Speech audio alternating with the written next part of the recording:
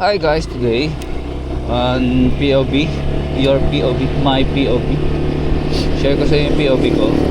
Punta ako ngayon sa school ng anak, susunduin ko siya. So nakamotor lang ako kasi sobrang traffic dito sa San Mateo eh.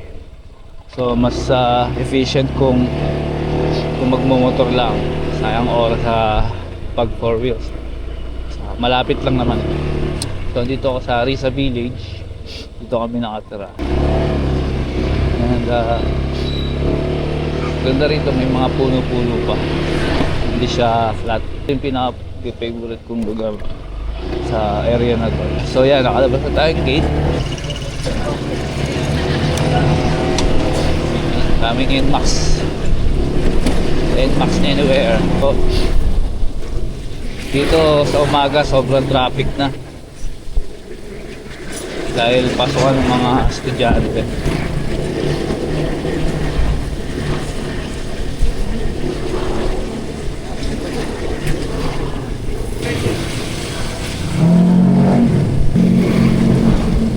So ang oras ngayon ay 12:45.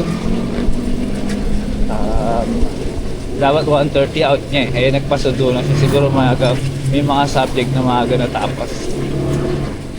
So anyway, tagal ko pa lang din nakapag-upload dahil busy mula nung uwi kami.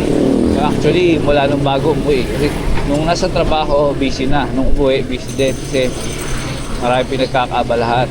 So hindi lang yung pagpa-vlog kasi hindi ko na nga masyadong napagkakaabalahan yung pagpa-vlog na yan. Dito may O-Save na pala, grocery. Yan ang di ko alam nung nasa Cayman pa ako. Eto, kakaliwa tayo. Dito malalaman natin kung ito ba ay Kapal or Daang Bakal. So wala akong nakitang street name. Ayun, Daang Bakal. So ito ang Daang Bakal. So ayan ang barangay hall, nasa kaliwa. Ito naman yung elementary school sa kanan. Diyan yung bunso ko nagkaaral. Diyan ako naghahatid sa umaga.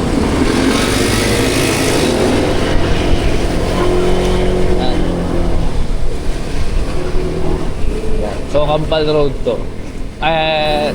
Daang Bakal pala.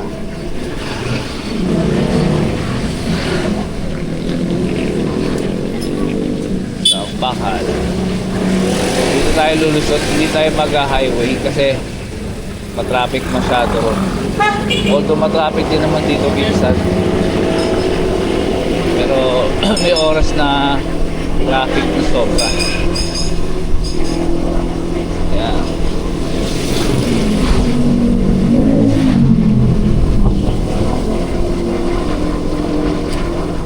So, lalabas tayo sa Santa Ana, tapos babalik tayo ng konti papuntang ICCT San Mateo.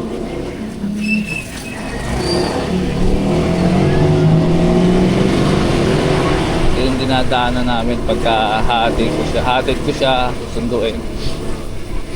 Panganay. Sa ano siya, Arat sa Sud.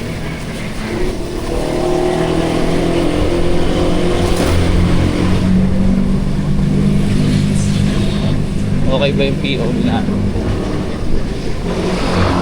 Ganda ng NMAX. Pero maganda rin naman ito. So ganito ang duty ko. Ang gawain ko everyday habang nagpapahinga. At roll over tayo from Cayman. So after a year, balik ulit.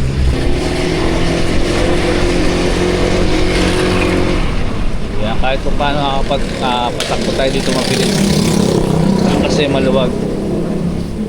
Minsan kasi napaka-traffic dito, lalo pag weekend. May okasyon sa plaza, like last time ng fiesta. Buti tapos na yung grabe yun, na-stuck ako yung dito kasi sumali sa parada yung anak ko. Nususuldi ko na siya, yun, stuck. So kakanan na tayo dito. Ito yung Santa Ana.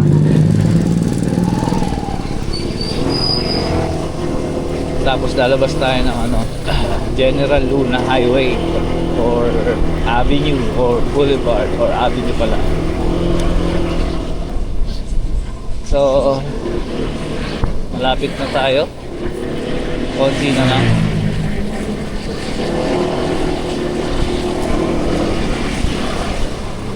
Baka maging motovlogger na tayo ngayon.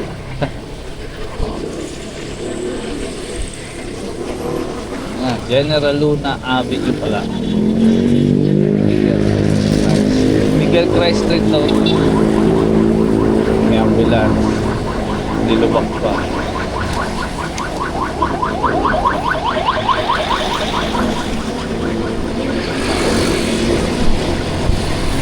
Yan, so kakaliwa tayo dyan. Yan yung ICCT College.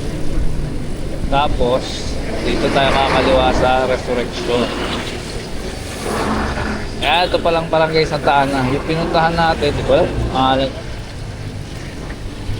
Mamaya alamin natin. Yung street, kalimutan ko eh. Kaya papunta na tayo ng Aranzazu. Dalawa yung school ng Aranzazu. Isa sa may malapit sa simbahan.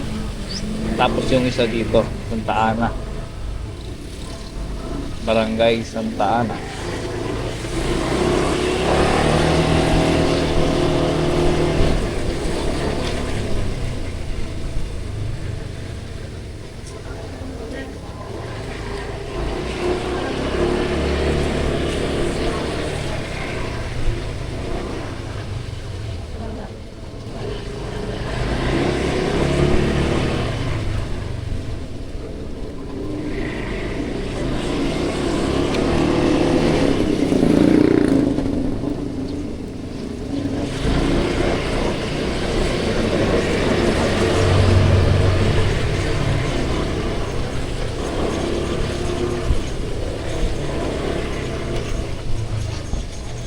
Malapit na tayo.